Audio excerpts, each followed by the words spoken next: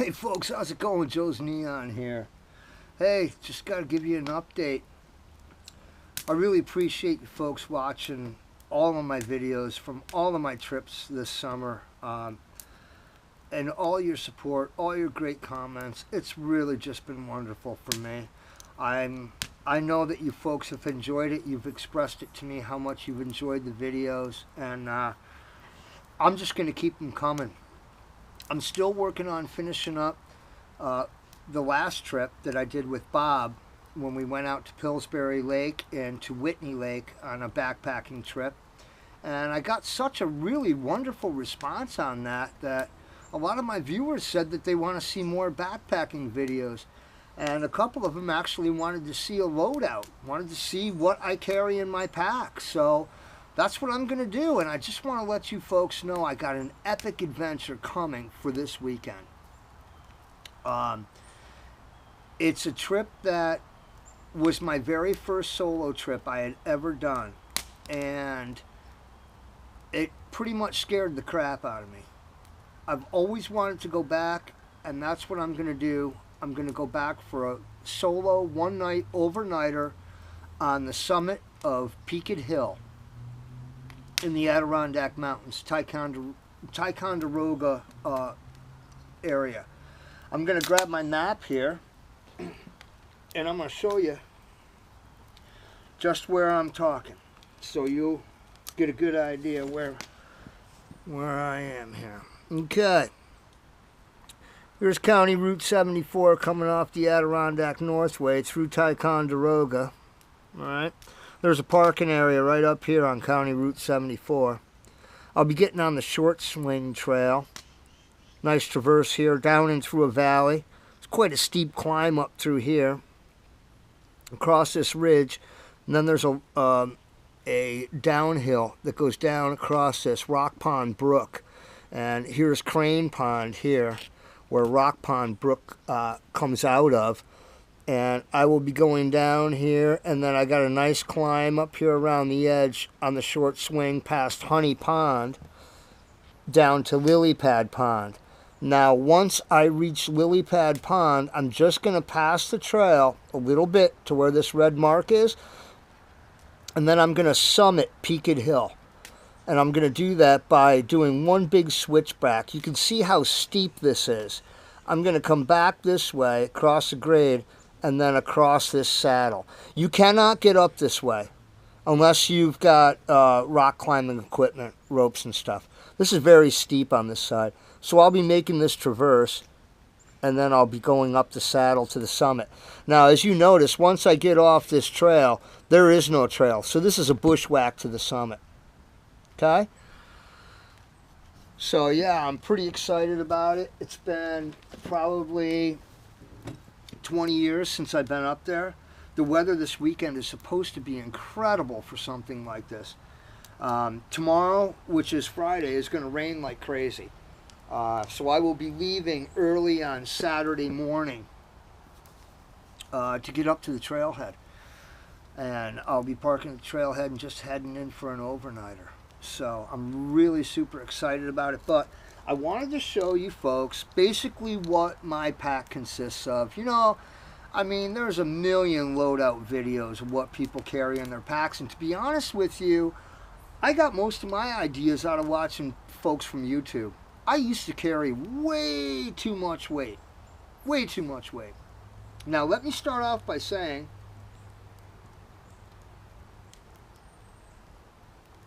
that PBR is darn good.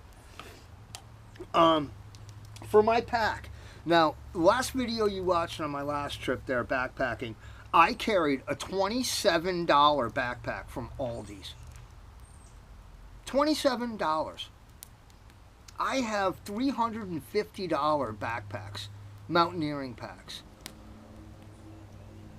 I've got a pack that I got probably 6 years ago. It's a Gregory. If you folks know good packs, it's a Gregory Rock Lobster. It's an incredible, incredible pack. I don't know why I've purchased these packs, but through watching YouTube videos and whatnot, People have bought them, people have used them, and people have had a great time with them. So I purchased this one here. I believe this is from Japan, and it's called the Creeper. And it's a 60-liter pack. I'll give you a little tighter close-up of the pack there. It's a 60-liter pack, okay?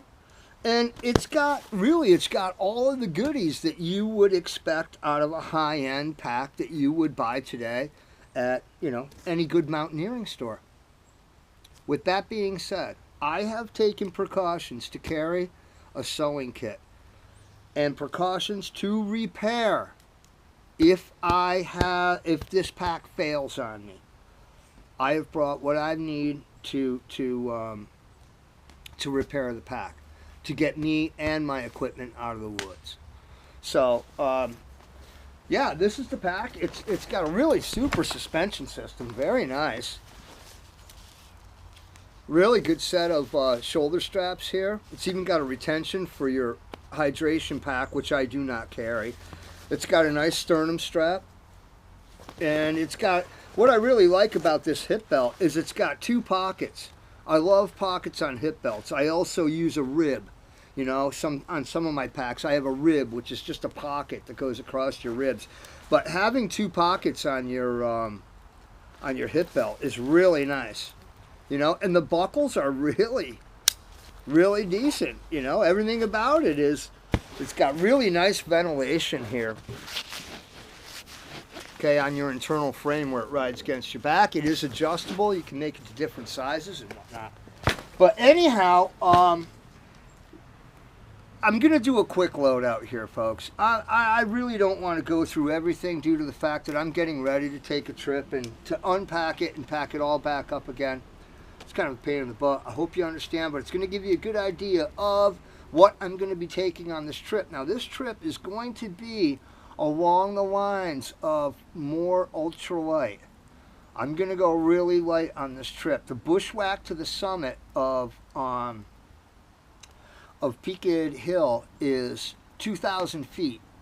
And I know a lot of you that are watching, especially my friends out west, 2,000 feet, really, that's nothing. Well, it's a really steep climb and there is no trail whatsoever. So I will be using map and compass to get to the summit, and it's no joke. It's a good climb. There's no doubt about it. So anyhow, let's get to the pack. Oh, I'm just really enjoying this beautiful afternoon here in the Northeast. I got a nice fire going. I went out back here and cut and split all this beautiful, beautiful red oak. I'm really enjoying it. All right, let's start with, this might be, these are really important to me in the woods. I gotta have a pair of gloves. If I'm cutting firewood, I'm handling wood, I'm getting set up, anything of that nature. If I don't wear my gloves, my hands fall apart. They crack, they bleed, and then I've got to take care of them. I've got to get out my first aid. I've got to use bandages. I've got to, you know, keep them clean. If I use my gloves, I don't have those problems. My gloves are very important to me to carry. So let's get into, real quick, we'll go through the top compartment here. Now, this is a lot of my go-to stuff here. Electronics. In here, I have spare batteries. I have my headlamp. I carry a real cheap Energizer headlamp. These things are awesome. Don't spend a lot of money on a headlamp. Get this headlamp right here. Can you see it? From Energizer. You can buy them at Lowe's. They're like $9. They are fantastic. They're great on batteries. You have LED capability. Actually, it's all LED. But I'm not going to do a review on that lamp at all. But anyhow, I've got my my power cord here for charging my my cell phone or my cameras, and I'll show you that because I'm taking my little Gecko solar charger. Geckos, see that? You can look that up on eBay. These things run about, I don't know, 20 bucks. You can solar charge it, or you can USB plug this in, and there's 2 USB ports. You can charge 2 things at once. I really like this charger, and it weighs nothing, and it's waterproof. Here's my sewing kit. Okay, like I told you. What do I got? I got some needles, and I got really heavy nylon thread. Okay, and that's really important, I believe, when you're not too sure how this equipment is going to perform. In my top lid, I like to keep my food, okay? I've got my oatmeal, I've got my coffee, I've got these wonderful Star-Kissed tuna packs. They are amazing. They come in all different flavors. This one happens to be the Mediterranean tuna. It's just really good stuff. I've got Idahoan baked potatoes, or not baked potatoes, the powdered Idahoan baked or potato mix for mashed potatoes, and this is the loaded mashed potato mix. And what I do is I take Slim Jims and I smash them all up, and I put them in with the Idahoan mashed potatoes, and what a nice meal that is. I'm only going to need one meal for Saturday night. I've got my breakfast here with my oatmeal and my coffee. I've got my lunch with my tuna, and I'm going to be set to go. I've also got a couple packages of soup in there, so I can stop along the trail and have a little soup. All right, this is pretty much the only knife I'm going to be carrying. I haven't decided what I'm going to put in my pocket, but I'm going to be carrying the more to light my fire. Seen a video on that. This thing is ultra light. This is all I'm going to be needing. You know, I can't tell you folks how many videos I've watched of people doing a loadout of their pack, and I know damn well they wear glasses and they never show they carry a spare pair of glasses. How can you do that? I can't do that. I don't need my glasses all the time, but if I were to thread a needle to stitch a repair, if I were to have to do some first aid on myself, if I were to have to do a simple repair on a piece of equipment of any sort, I need my glasses. In a Ziploc bag, I carry a spare pair of glasses. I have to. I can't take the chance. And I've lost them before in the woods, and it's not been cool. Making your way out. And like I said, I don't need them as far as distance goes. Anything up close, small work, I need my glasses. I can't imagine what it would be like if you really depended on glasses and you had to get out of the woods after losing or breaking your glasses. I got a couple packages of hot hands. You know, it's going to be cold. They're talking probably it's going to be about 22 degrees, 23 degrees. Where I'm going to be going for Saturday night, which brings up the topic that I bring my little ambient thermometer with the probe on it, you know, so I get a really accurate reading of what the temperature is. I really like that, just so I know. Here is a scaled down version of the map. Now this is what I will be taking. I won't take the full size map. This is all I need right here. So yeah, I got my map there, and this here is my foraging bag. This is really neat. This is a little cotton sack. It weighs absolutely nothing. It's got two handles on it, and I use this for foraging. And this time of year, it's mushroom season. I'm going to be picking mushrooms, so a really nice cotton sack like this, mushrooms love to be riding in a nice cotton bag like that. So I carry that along just for gathering stuff. You know, I pretty much think I'm going to be taking this all year round because it's just going to be handy for you know, if I got to collect stuff for the fire or whatever I need to do. Okay, so let's go inside the lid. There's another pocket here. On the inside pocket, accessible, my fleece hat. Very important. These are things that I need to be accessible. Very light pair of Under Armour gauntlet gloves. Look into these. These are very thin glove, but they come up to here. They keep your wrists warm. If you keep your wrist warm, you would be amazed how much warmer your body stays. It's like putting a hat on your head or good high socks on your feet. Keep your core warm. This area right here is where heat escapes big time. These Under Armour gloves, these gauntlet gloves, are amazing. Amazing. I highly suggest them. And they're about $7 a pair online. My Shimag, I'm loving this thing. You saw it in my last video. It's really come in handy for me. Really, really like that a lot. I'm just going to take it quick and shove this stuff right back in here. See, I don't want to totally unpack because, you know, like I said, it's Saturday's coming quick. This is my new bag cozy that I made. You know, I put my freeze-dried meals in there. I will be taking one. I'm not sure what it's going to be. I'm just going to stop into Walmart and grab a Mountain House because I'm out of my other food, but it's going to have to do. This is a new pouch that I made up. It's going to work great. And new spoon I got from Sea to Summit. I really don't like the sporks, so I got rid of the teeth. I didn't know they made one without teeth, so yeah, this is going to work. I'm going to like that a lot. This is really great. You know, it looks really small, and it is, but so is my ass. And this is great for me for wherever I want to sit down.